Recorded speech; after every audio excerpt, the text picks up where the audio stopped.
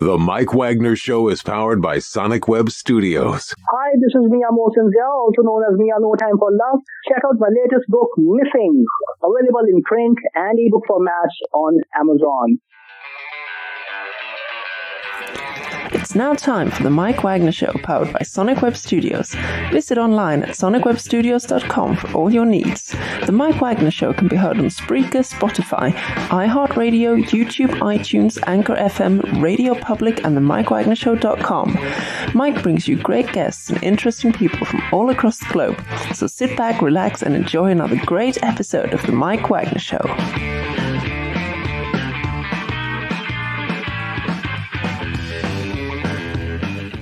Hey everybody, it's Mike from the Mike Wagner Show, powered by Sonic Web Studios. Visit online at sonicwebstudios.com for all your needs. Looking at a professional website without breaking your budget? Sonic Web Studios is the answer. Sonic Web Studios offers fast, affordable custom web designs that blow the competition away. Call today, 1-800-303-3960. It's 1-800-303-3960, or email to support@sonicwebstudios.com. Mention the Mike Wagner Show, get 20% off your first project. Sonic Web Studios, take your image to the next level. Also, time to give official shout out to our official sponsor of the Mike Wagner Show, international warring author Mia Mosensia. If you love fast-paced mysteries, you'll love Missing by Mia Mosensia, available on Amazon in paperback and ebook. Missing is fast-paced and intriguing with an unforgettable twist. Takes place in 4 countries, 2 strangers, 1 target, where truth is an illusion and those you love will be the first to go missing. It's available on Amazon in paperback and ebook. Missing by Mia Mosensia has garnered great reviews and even loved and endorsed by Hollywood celebrities, including Joanna Cassidy, Forbes Riley, and many others. So grab your copy today for Girls Missing by Mia Mosensia, available on Amazon. Also, check out The Mike Wagner Show at themikewagnershow.com on over 30 podcast platforms, including Facebook, SoundCloud, Spreaker, Spotify, and iHeartRadio. Also, Anchor FM, iTunes, Google Play, Amazon, Audible, and Apple Music, and more. Take The Mike Wagner Show with you on any mobile device. Subscribe to The Mike Wagner Show on the YouTube channel. Follow The Mike Wagner Show on Instagram and Twitter today. And for great gift ideas, go to Amazon.com and check out the Mike Wagner Show podcast for t-shirts, pop sockets, throw pillows, tote bags, and a lot of goodies. And for more great gift ideas, go to Amazon.com/Mia Mosensia for great books like Missing, Once, and Wrinkles. Also t-shirts, pop sockets, phone cases, and a lot of cool merchandise 24/7, 365. Amazon.com/Mia Mosensia. Also support the Mike Wagner Show on Anchor FM as well as PayPal and the MikeWagnerShow.com. Make sure you donate generously today. We're here with a terrific gentleman who had the number 1 hit, or should we say a top 10 hit, going back to 1976. He's the founder and lead singer of Starbuck, known for the top 10 smash Moonlight Feels Right. They were formed in Atlanta, Georgia back in 74. The song peaked at number 3 back in 76. This group toured with ELO, KC and the Sunshine Band, Hall & Oates, Boston, and more. And this gentleman began his career with a New Orleans-based band called Eternity's Children in the 60s. Had a hit called Mrs. Bluebird, and also, he's got a book out, which is about a journey through the 60s and 70s memoir from the Mississippi Delta to Hollywood. Goes behind the scenes on a number of things like with ELO, American Bandstand, Merv Griffin, Midnight Special, and more. And just goes to the life and times of Starbuck. And the book is called The Road to Moonlight Feels Right. And live, ladies and gentlemen, from the Plus Studio somewhere in beautiful downtown Atlanta, the founder and leader of Starbuck. And yes, Moonlight does feel right. Ladies and gentlemen, the author of The Road to Moonlight Feels Right. Ladies and gentlemen, singer and the multi-talented Bruce Blackman. Bruce, good morning, good afternoon, good evening. Thanks for joining us today. Glad to be here. Well, it's great to have you on board, too. And, of course, you know, many of us remember the song where Moonlight Feels Right back in 1976, hit number 3 in the top 100 Billboard charts. So you're the founder and lead singer of Starbuck, and you guys got together in Atlanta, Georgia back in 74. You guys toured with ELO, KC and the Sunshine Band, Hall & Oates, and more. You began your career with New Orleans-based Eternity's Children in the 60s with Mrs. Bluebird. And you also have a book called The Moonlight Feels Right. And, of course, you also had another release, which is called Moonlight Feels Right 2014, featuring Jim's Cafe. You also had some other hits. And before we talk about your book and talk about your great music, Bruce, tell us how you first got started. Oh, well, I got into music when I was in the 4th grade. That's when I started writing songs. Then I ended up in the band. I played trumpet. Mm-hmm. And then I was also an athlete, and I got a track scholarship to Mississippi State. and was going to be in the band there, but the coaches wouldn't let me. They said it wasn't the right image for their athletes. Oh, my goodness. You can't be an athlete and a musician at the same time, right? Ridiculous. I don't know. You might want to ask some of the rappers that nowadays, but that's another time. So go ahead, keep going. Well, but I was just, everything I did other than music was just on the side. Athletics or whatever it was. I was just completely enamored with music. That's all I cared about. And got in a band when I was about 15. And ended up putting together Eternity's Children, which was the best from 3 bands that I had been in, that I got them all to come together as one. It was really powerhouse group. We just didn't, I don't know, weren't in the right place. We had Kevin Deverich was our manager, who managed the Eric Burden and the Animals and the Who. Mm-hmm. And we got on TV shows, Bandstand, and we did a Hullabaloo, all that stuff way back in the day. Open for the Doors at the Whiskey. It seemed like everything was just right for us to take off, but it didn't quite happen. Mrs. Bluebird was just a regional hit. It was big in the Southeast, but it just didn't break in the rest of the country. Mm-hmm. And what was that one precise moment that simply influenced you into what you're doing for the rest of your life? Well, it was really when I left Eternity's Children, because the bad, it's just a long story. It's in the book. It was bad other things. It didn't have to do with the band itself. But when I left, they hired a guy named Bo Wagner. Mm-hmm. And Bo Wagner came in the band because he liked the songs the band was recording. And Bo played vibes and marimba. Mm. And he was Bo Wagner was the greatest marimba player ever lived. He played on and toured with he did all the association records, Along Comes Mary and Cherish. He was with Fifth Dimension, mm-hmm. Lewis and Clark Expedition, just incredible talent. He was a Mouseketeer. He toured with Lawrence Welk, yeah. Wow. And anyway, Bo, when he found out the guy who had written the songs left the group, he quit. Uh-huh.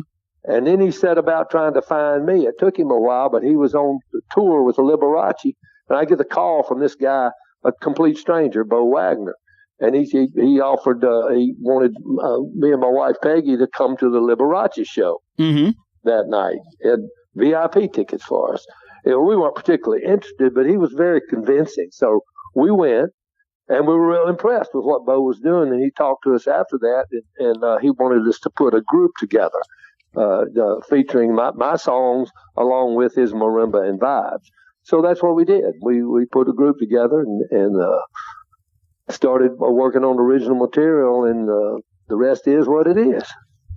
And then how did the other members come into play as well, too? Yeah, but we went through a lot of people because we didn't know any of the people we were hiring. It's not that difficult to find excellent musicians and singers, but most bands come up because, they're in a neighborhood and they weren't played in the garage and they know each other. Whereas we were hiring complete strangers. So what we didn't know is the personalities of these people. And we had some doozies, let me tell you. So we went through a lot of lineup changes, but it didn't change the music. I basically record the music at home in my house, and then we'd take the tracks and I would do the whole track, and then just the band would learn it just like they're learning a copy song. Mm-hmm. And that's and that sounds rather interesting as well too. You also toured with ELO, Casey and the Sunshine Band, Hall & Oates, Boston, and everything else. And what was it like playing with those guys? And also, who's your favorite? Oh, my favorite was ELO, hands down. My second favorite would be Boston. Mm-hmm. And in the way we were treated, they were nice guys. We got to talk to them. There wasn't what I call the rock and roll pecking order, where they mess with your sound if you're the opening. They don't want you to do too good, that kind of stuff. The one I liked the least was Casey and the Sunshine Band. Oh, really? Why is that? Yeah. Well, because they didn't want you to, they didn't like it if you got a good reception. Casey was real insecure. He had a great band, but Casey's not much of a singer at all. And he knew it, but his background, the band smoked when you heard him live, but he wasn't singing anything that really required much vocals, and they didn't treat us well. But that happened a lot. Mm-hmm. And I think happens to everybody. And I think he should have learned from you, to be honest with you. Well, he had a lot of success, Mm-hmm. I met him many years later, and he was completely changed. We were just laughing about it, and we were just kids. What do we know? Oh, yeah, just like those days. I remember that, and things change and everything else. And who are some of your favorite artists, singers, songwriters, and musicians growing up, Bruce? Well, my favorite ones, I was really always a song guy. Mm-hmm. There was no particular artist. I found out years later that most of the songs that I really liked a lot were written by Bert Bacharach. Oh, wow. So in turn, but I didn't know Bert Bacharach. I didn't know who wrote them or anything, but I mean, just going all the way through his catalog from the very early 60s on up through Dionne Warwick and all that kind of stuff. So he was probably the one that had the most influence on me, because I would start digging out the chords, and he's a very complicated, very accomplished musician. And that's what I like to use chords. I throw in some 13s and flat nines, and I'm not a 3-chord blues guy, Mm-hmm. It seems like everybody's going 3 chords these days, and it's getting advertised like crazy. And you're pretty much a one of a kind, I got to say that. And since we're on the subject about songwriters, besides Bert Bacharach, who are your other favorite songwriters growing up? Well, I would say, go back real young, I'd probably say Cole Porter. But then coming on up into the 60s and into the early 70s, it would be probably Randy Newman and Donald Fagen. Mm-hmm. Okay. That would be Randy Newman from a lyric standpoint, Donald Fagen from a music standpoint. Okay. All right. Well, that sounds interesting as well, too. And we'll talk about your group, including the smash hit Moonlight Feels Right and your other works in just 1 minute. But first, listen to The Mike Wagner Show at themikewagnershow.com, powered by Sonic Web Studios. Visit online at sonicwebstudios.com for all your needs. Looking at a professional website without breaking your budget? Sonic Web Studios is the answer. Sonic Web Studios offers fast, affordable custom web designs that blow the competition away. Call today, 1-800-303-3960. That's 1-800-303-3960. Or email to support@sonicwebstudios.com. Mention the Mike Wagner Show. Get 20% off your first project. Sonic Web Studios. Take your image to the next level. Also, time to give official shout out to our official sponsor of the Mike Wagner Show, international warring author Mia Molson-Zia. If you love fast-paced mysteries, you'll love Missing by Mia Molson-Zia. Available on Amazon in paperback and ebook. Missing is fast-paced and intriguing with an unforgettable twist. Takes place in 4 countries, 2 strangers, 1 target, where truth is an illusion and those you love will be the first to go missing. It's available on Amazon in paperback and ebook. Missing by Mia Molson-Zia has garnered great reviews and even loved and endorsed by Howard celebrities, including Joanna Cassidy, Forbes Riley, and many others. So grab your copy today for Goes Missing by Mia Molson-Zia. Available on Amazon. And don't forget to check out The Mike Wagner Show at themikewagnershow.com on over 30 podcast platforms. Take us with you on any mobile device. Subscribe to The Mike Wagner Show on the YouTube channel. And follow The Mike Wagner Show on Instagram and Twitter today. And for great gift ideas, go to Amazon.com and check out The Mike Wagner Show podcast. And for more great gift ideas, go to Amazon.com/Mia Molson-Zia for great books and merchandise and more. Also support The Mike Wagner Show on Anchor FM as well as PayPal and TheMikeWagnerShow.com. Make sure you donate generously today. We're here with the founder and lead singer of Starbuck, Bruce Blackman, here on The Mike Wagner Show. And before we talk about your top 10 smash hit, Moonlight Feels Right, and you had some other works as well, too. You had Everybody Be Dancing, Searching for a Thrill, Let Me Be, Lucky Man, I Got to Know, and The Full Cleveland. And tell us about some of your other works. Well, I released 2 albums on myself under my own name. They had 5 singles that charted in the FMQB Adult Contemporary chart. Right now, I'm in the studio recording a Starbuck 45th anniversary, which we hope to get out next spring. Oh, wow.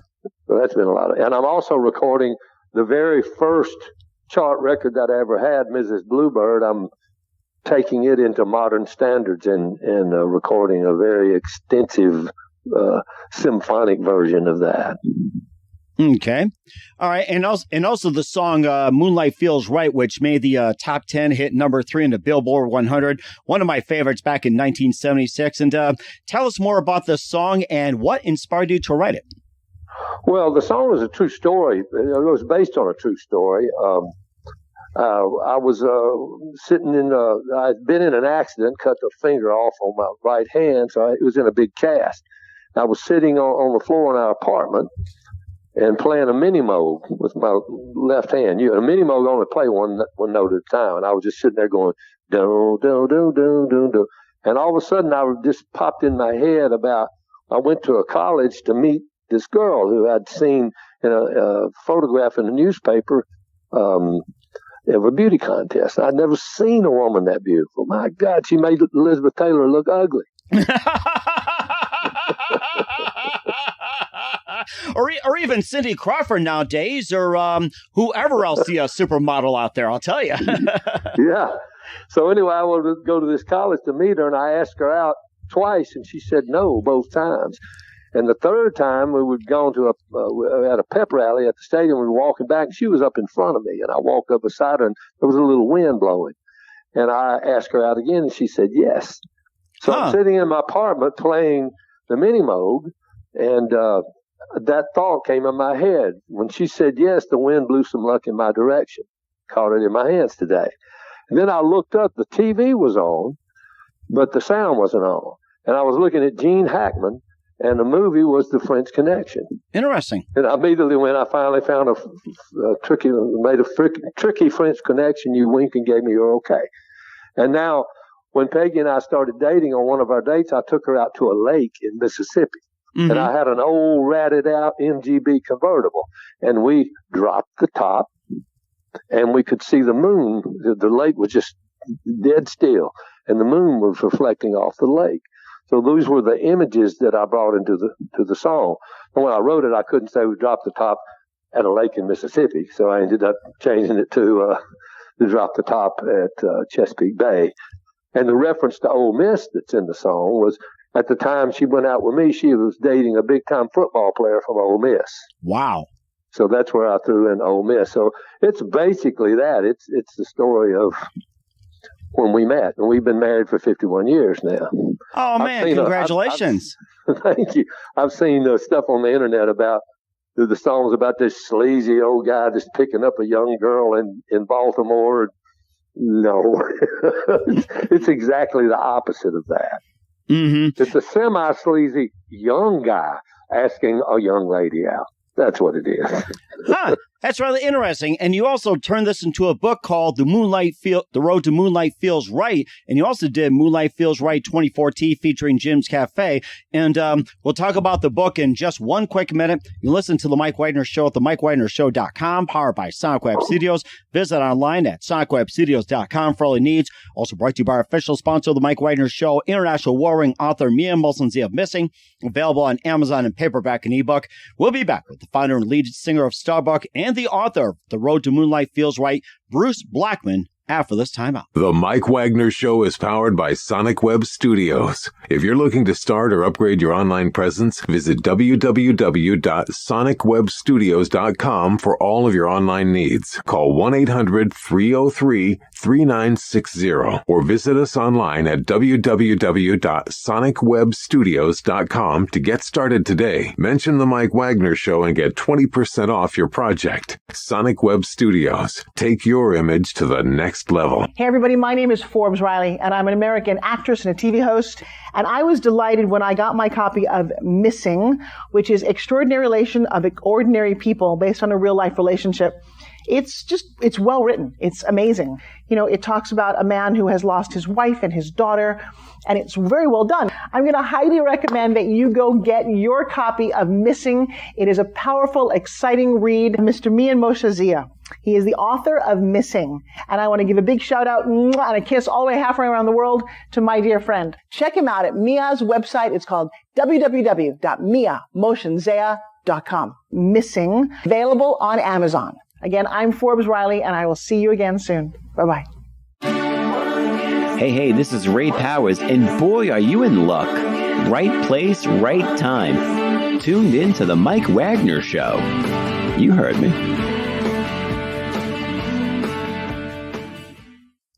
We're back with the founder, lead singer, and author, The Road to Moonlight Feels Right, Bruce Blackman of Starbuck, here on the Mike Wagner Show. And let's talk about the book for just a minute here. And tell us more about the book, The Road to Moonlight Feels Right, and what inspired you to start writing the book. Well, I wasn't really inspired to write a book. I was just to amuse myself. I started putting little stories I'd write up on Facebook. Mm-hmm. And some of them would get, 1,000, 2,000 likes. It blew me away. I couldn't even believe that was happening. Well, one day a publisher called me. They said, we'd like to publish your book. And I said, I hadn't written the book. They said, oh, yes, you have. And so I worked on it for about a year. I just pulled the stories that I had written, and I expanded the stories and added some, and ended up with a 3-book deal. I have a new one coming out next year called You Gotta Be Some Reason to Smile. Wow. You got to be somebody's reason to smile. That's the name of it. So I just start the book off with the ELO concert, the whole backstory of it, how we got there, blah, blah, blah. And then I back up into my childhood and go through like some of the questions you've asked me, where the music came from, inspirations. And then one thing people ask me over and over is about the white hat. So I have a whole story about how that white hat happened. Mm-hmm. If you look at the photographs on the back of the first album, the Moonlight Feels Right album, I'm not wearing a white hat. That didn't appear until later. And I have those stories like that in there.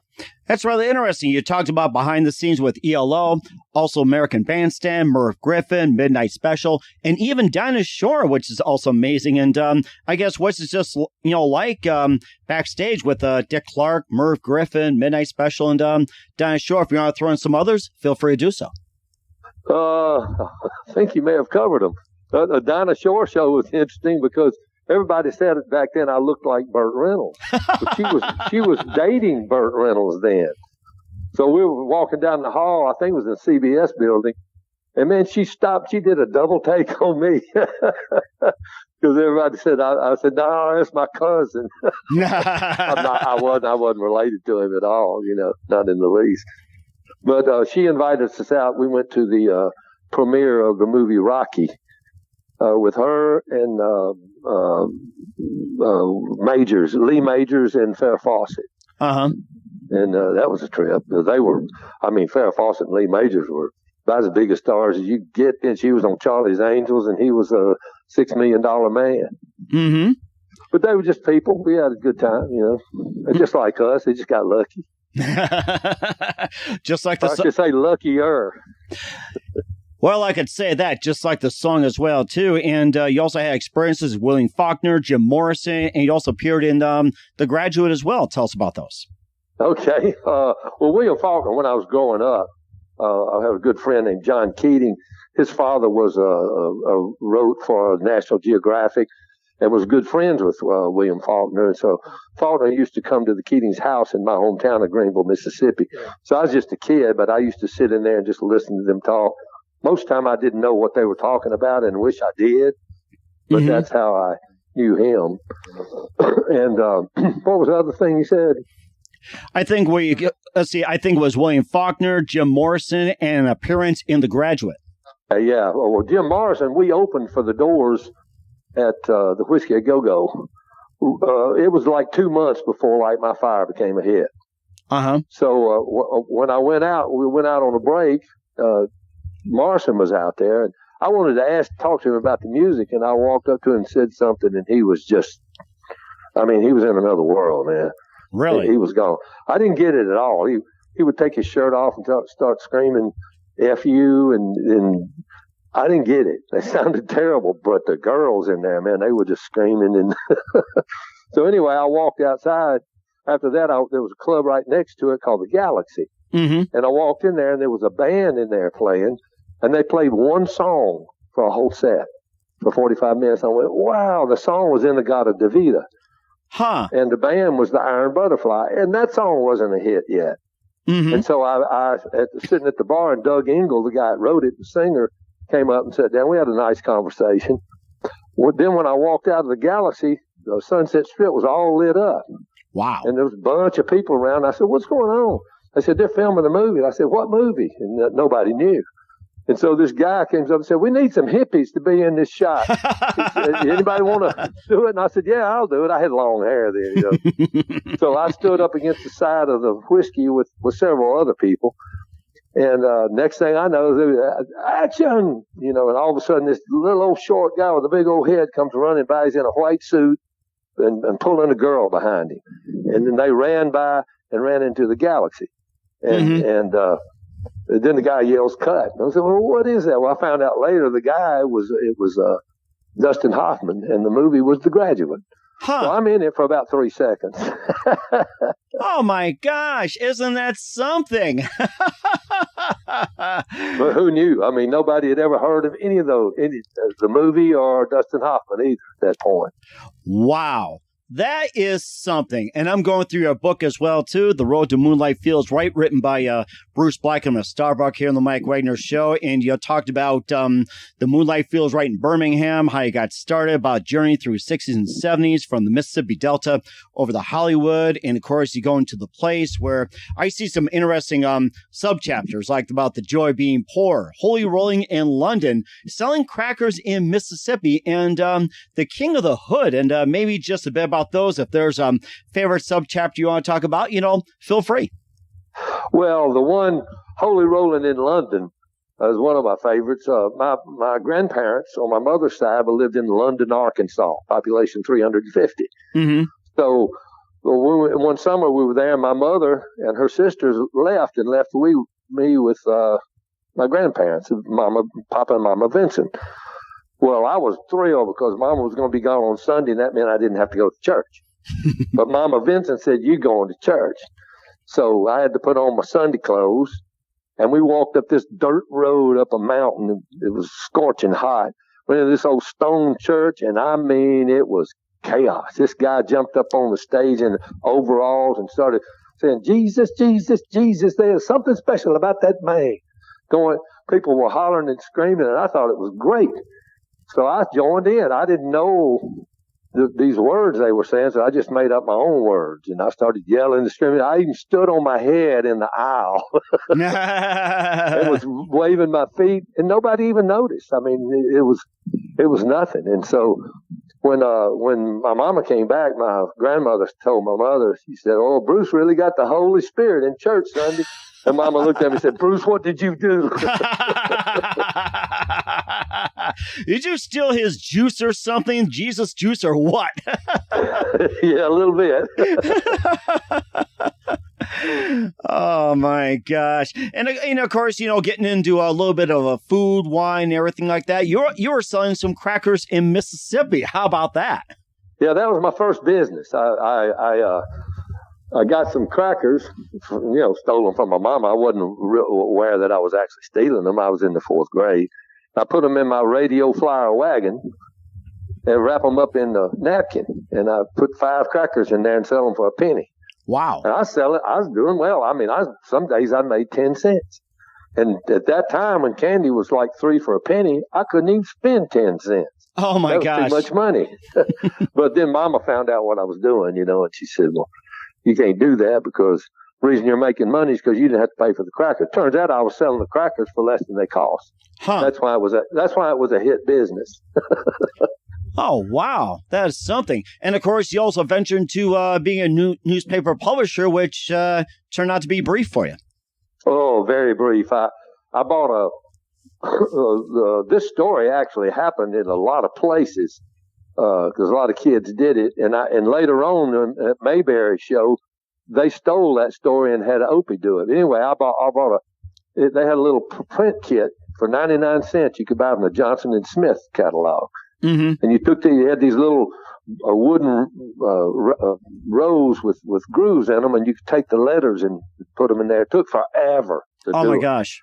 And then you could run ink over it, press it on a paper one at a time to make a newspaper. So I made a newspaper, and I didn't know what to write. And then I heard my mother at a canasta. I think they were playing canasta. And I heard some women talking about other women. So I wrote stories about what they were saying about other women.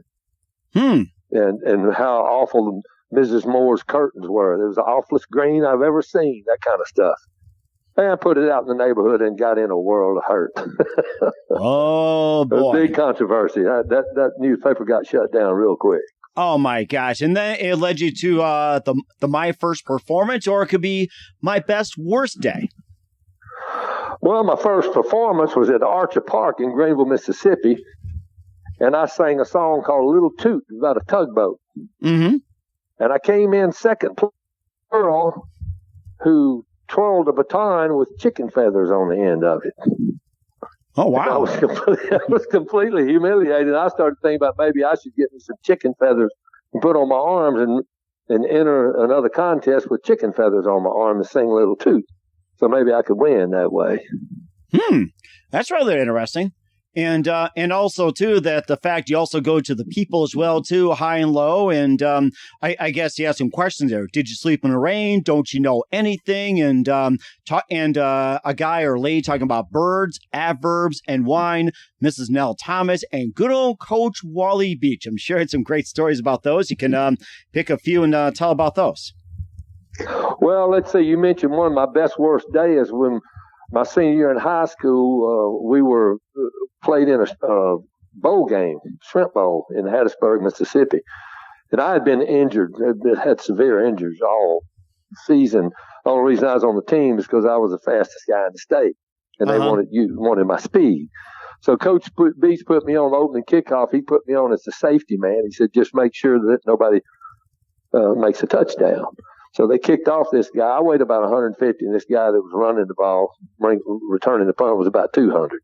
Oh, my gosh. And all of a sudden, I just see all our players just start falling back down, and here's this guy coming at me, and I went into him, stuck my helmet right in his chest as we were taught to do, and I woke up in the hospital, and I was paralyzed. Oh, wow. Separated both my shoulders, broke fingers, I had stitches in my head. The reason I said it was my best worst day, because that's the last time I had to play football. Oh,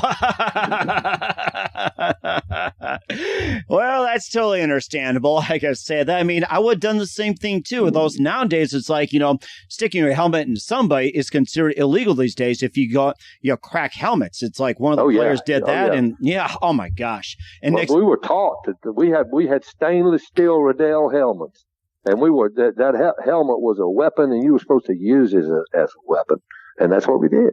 Mm-hmm. And of course, I remember those days you did that. And then one of the football players from the Packers was using it to crack their helmets. They literally split, and then they had to put an outlaw to it. And also, you had your journey as well, too. We talked about a bit about Eternity's Children, and you also went between Risky and Crazy, how to lose a record deal with Hot Fudge Cake. It's like losing a record deal with Hot Fudge Cake? How would you do that? You're making me hungry already over this.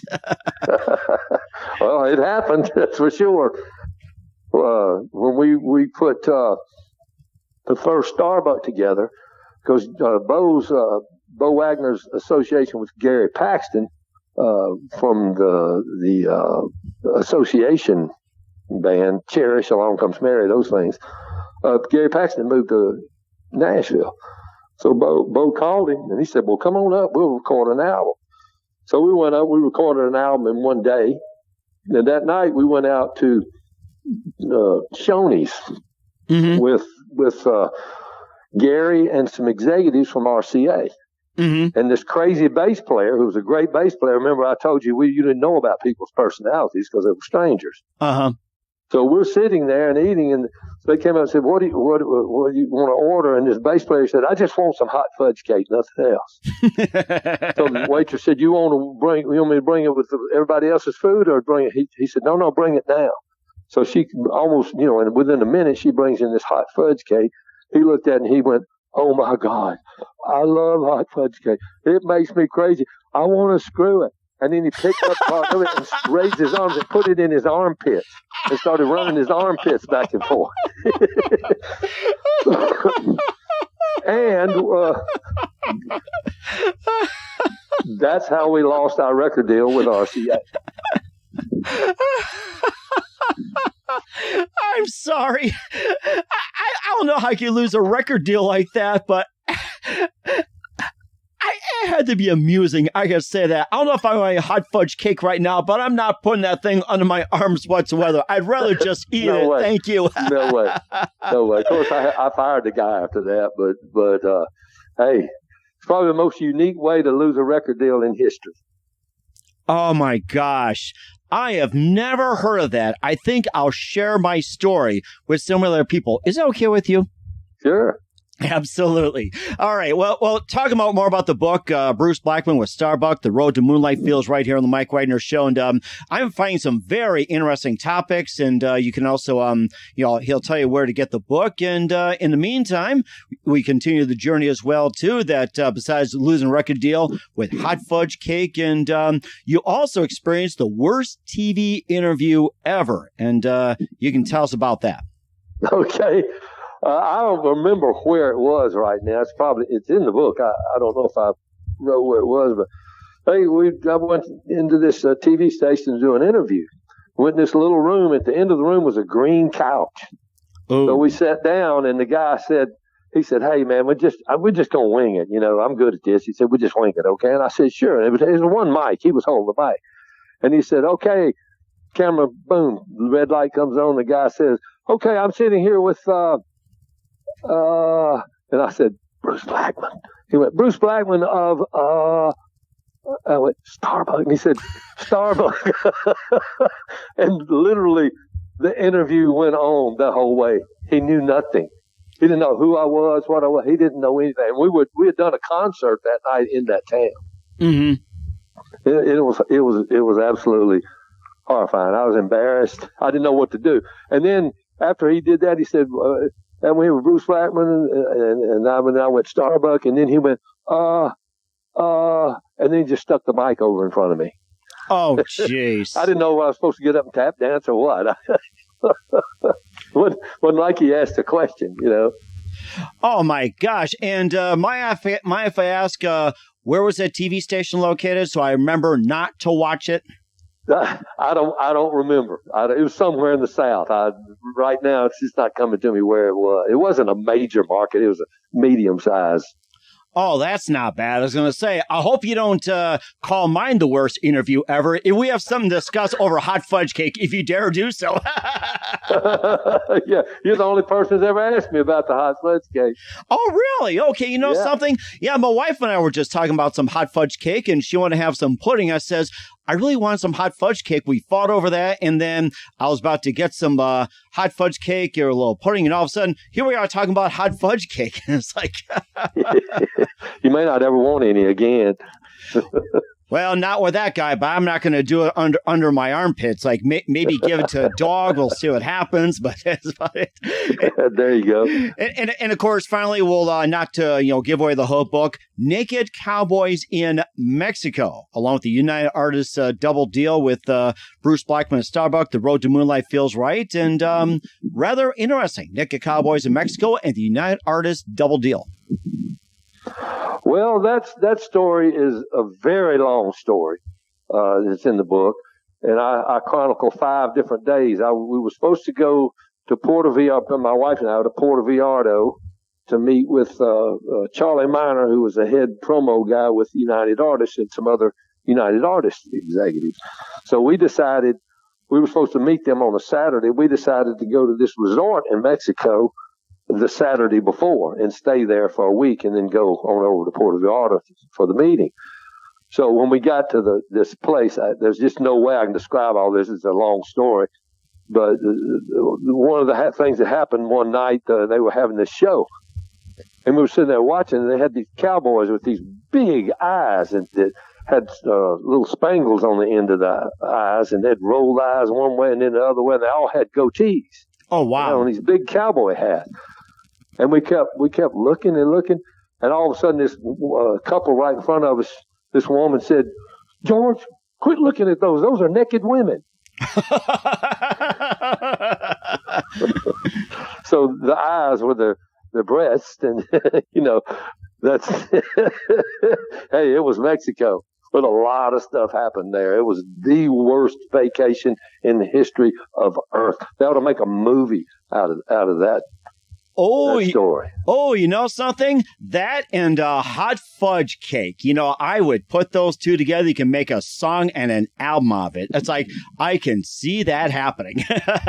Yeah, there's another story about Caravel, Guadeloupe, where we went to a resort there, and they only spoke French. Mm-hmm. And so this one night, they were having, believe it or not, it's called a Moonlight Festival. Oh, wow. And this was in January of 1977. Moonlight was probably still on the charts then. Mm-hmm. So they were having this and they said, whoever, when the plates were all turned upside down, they said, turn your plates over, and whoever has a moon emblem under there, you be the king and queen of the festival. Huh. Bingo. Who you think got it? I did. So this guy, I turned it over, and this French chef came running out, and he said, for you, pour vous, for you. Put this big old flat top skillet on, and had a pitcher of blood, and he poured the blood on the skillet and all beat it up and everything, and then he took the blood and put it in a rubber and laid it on our plate, and we going, are you kidding me? I'm going to eat this sizzled blood. That was our reward for being the king and queen of the festival. Oh, my gosh. Oh, man. I'm coming up with some great ideas for dinner and dessert right now. Yep. Oh, my gosh. And, of course, there's more chapters as well, too. And in order to pick up the book, where can we find The Road to Moonlight Feels Right at, Bruce? Well, it's Amazon, Barnes & Noble, really every online bookstore has it. Okay. And also, do you have a website where they can also pick up your book? Well, that's the Word Verb. That's the publisher. The best place is to use your well-known online booksellers.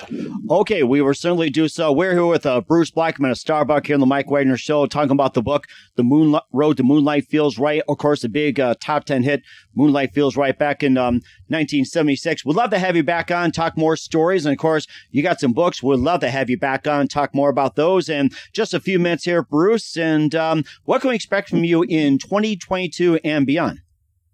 Well, 2022, new book. You got to be somebody's reason to smile. Starbuck 45th anniversary album, and I'm also releasing a piano jazz instrumental album. Amazing. We're certainly looking forward to it. And who do you consider biggest influence in your career? Bert Bacharach. Okay, that's a good one. And what's the best advice you can give to anybody at this point? I'm sorry that you broke up there a second. Okay, I'm sorry. What's the best advice you can give to anybody at this point? Don't listen to what anybody says. Be naive and go for it. And I think that's really good advice. Once again, Bruce Blackman of Starbuck with the book, The Road to Moonlight Feels Right, here on the Mike Wagner Show. Bruce, a very big thank you for your time. You've been absolutely amazing. Love your stories. We got to do this again. Looking forward to having you again soon. Looking forward to your new books. Make sure you keep yourself up to date. Don't forget to keep in touch. And once again, tell us about your upcoming projects. What's your website? How do people contact? Where can people purchase, check out your books, or even check out your music and check out your other works? You can come to Facebook. Just type in my name on Facebook. Bingo.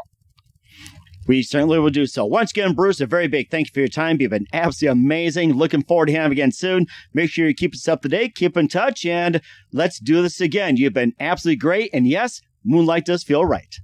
Yes, it does. The Mike Wagner Show is powered by Sonic Web Studios. If you're looking to start or upgrade your online presence, visit www.sonicwebstudios.com for all of your online needs. Call 1-800-303-3960 or visit us online at www.sonicwebstudios.com to get started today. Mention the Mike Wagner Show and get 20% off your project. Sonic Web Studios. Take your image to the next level. Hey everybody, my name is Forbes Riley, and I'm an American actress and a TV host. And I was delighted when I got my copy of Missing, which is Extraordinary Relation of Ordinary People based on a real life relationship.